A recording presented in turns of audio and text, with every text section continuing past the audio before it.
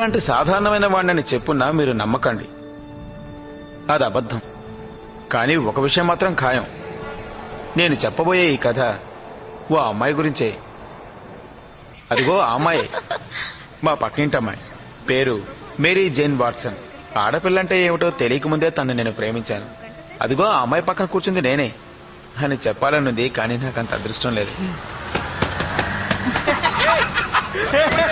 అదిగో పీటర్, మళ్ళీ పరిగెట్టేది నేనే. పీటర్,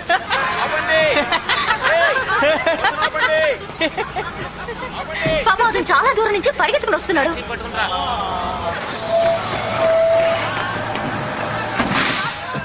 థ్యాంక్స్, ఆలస్యం అయిపోయింది.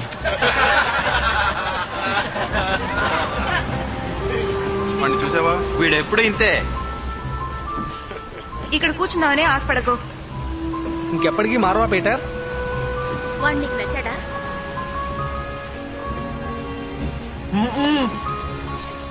రేపిద్దరు సినిమా చూసాక అట్నుంచి హోటల్కి వెళ్ళి ఫోన్ చేద్దాం. అలాగే.